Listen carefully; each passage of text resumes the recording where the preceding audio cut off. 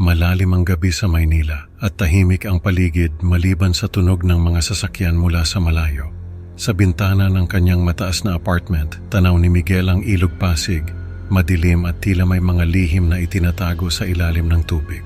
Habang naglalakad papunta sa tulay isang gabi, nakasalubong ni Miguel ang isang batang babae na tila may kakaibang presensya. Sa kanyang pagsagip, natuklasan niya ang madilim na katotohanan ng ilog na hindi niya inaasahan. Malalim ang gabi sa Maynila, tahimik ang paligid maliban sa tunog ng mga sasakyan mula sa malayo.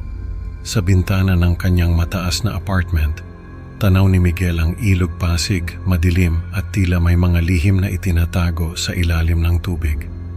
Habang nakatingin si Miguel sa ilog, naalala niya ang mga kwento ng mga matatanda tungkol sa mga kaluluwa at mga nilalang na naninirahan dito. Tumayo siya at isinara ang bintana, pilit inaalis sa isip ang mga kwento. Sabi nila, maraming lihim ang ilog na yan, bulong ni Miguel sa sarili habang naglalakad papunta sa kusina para magtimpla ng kape. Sa bawat hakbang, bumabalik sa isip ni Miguel ang mga kwento ng mga nawawalang tao at mga kakaibang nilalang na sinasabing lumilitaw sa ilog tuwing gabi. Habang umiinom ng kape, nagdesisyon si Miguel na magpahinga na. Tumungo siya sa kanyang kwarto at humiga, ngunit hindi mawala sa isip niya ang mga kwento tungkol sa ilog.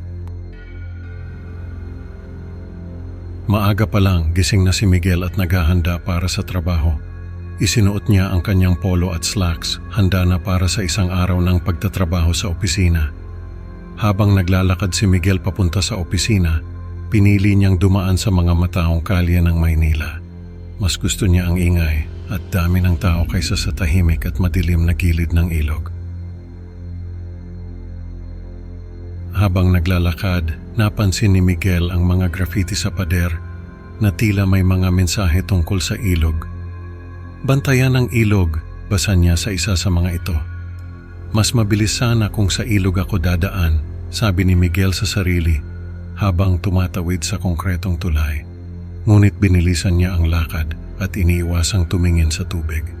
Pagdating sa opisina, binati siya ng kanyang mga katrabaho. "Good morning, Miguel," sabi ni Ana, isa sa kanyang mga kaibigan sa opisina. Ngumiti si Miguel at nagpatuloy sa kanyang trabaho.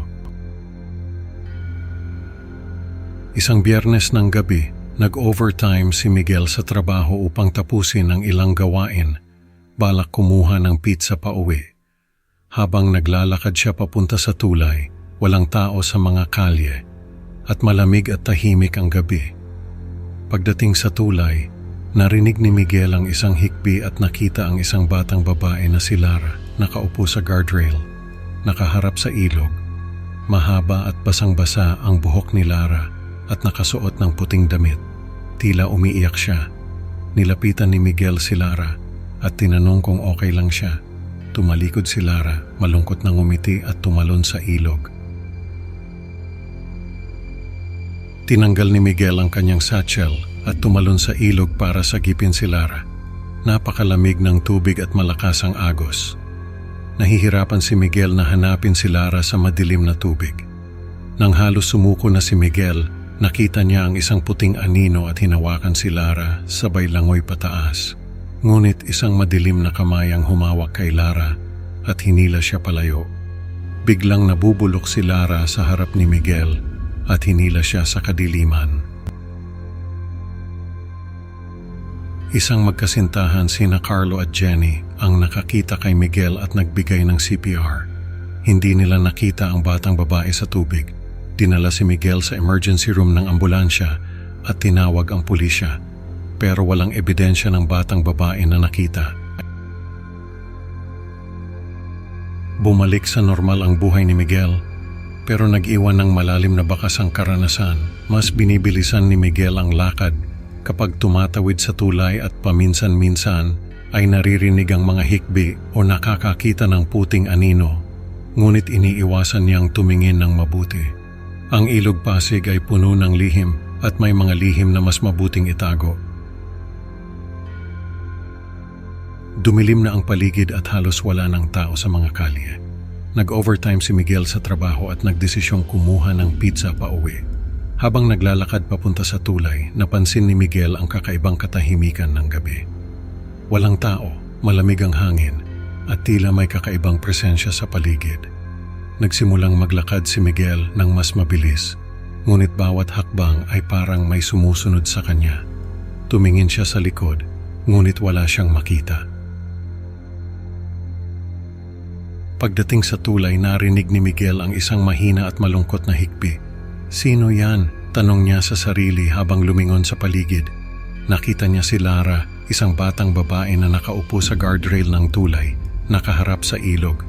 Mahaba at basang-basa ang buhok ni Lara at nakasuot siya ng puting damit. Nilapitan ni Miguel si Lara at tinanong, "Okay ka lang ba?" Tumalikod si Lara at malungkot na ngumiti. Bago pa man makareact si Miguel, tumalon si Lara sa madilim na tubig ng ilog. Agad na tinanggal ni Miguel ang kanyang satchel at tumalon sa malamig na tubig ng ilog para sagipin si Lara. Napakalamig ng tubig at malakas ang agos. Nahihirapan si Miguel na hanapin si Lara sa madilim na tubig. "Lara, nasaan ka?" sigaw ni Miguel habang patuloy na lumalangoy at naghahanap. Nang halos sumuko na si Miguel, nakita niya ang isang puting anino sa ilalim ng tubig. Hinawakan niya si Lara at sinubukang lumangoy pataas. Ngunit biglang may isang madilim na kamay na humawak kay Lara at hinila siya palayo. Nabubulok si Lara sa harap ni Miguel at hinila siya sa kadiliman. Sa gitna ng kanyang pakikipaglaban, naramdaman ni Miguel ang malamig na kamay na tila humihila rin sa kanya pababa. Nagsimula siyang magpanik. Pilit na lumalaban si Miguel, ngunit nawalan siya ng malay sa ilalim ng tubig. Habang nawawala sa ulirat si Miguel, naramdaman niya ang malamig na yakap ng kadiliman bago tuluyang nawalan ng malay. Isang magkasintahan sina Carlo at Jenny ang naglalakad malapit sa tulay nang makita nilang lumulutang si Miguel sa tubig. "Oh my God, tulungan natin siya!" sigaw ni Jenny sabay takbo papunta sa pampang. Agad nilang hinila si Miguel papunta sa pampang at sinimulan ng CPR. "Tawagin mo ang ambulansya," sigaw ni Carlo kay Jenny habang pinipilit niyang buhayin si Miguel. Habang hinihintay ang ambulansya, patuloy na binibigyan ng CPR ni Carlo si Miguel. "Wala akong nakitang batang babae," sabi ni Jenny habang tumatawag sa emergency hotline. "Baka nalulunod lang siya mag-isa." Dagdag pa niya, nag-aalala sa kalagayan ni Miguel. Dumating ang ambulansya at dinala si Miguel sa emergency room. Tinawag din ng pulisya, ngunit walang ebidensya ng batang babae na nakita sa tubig.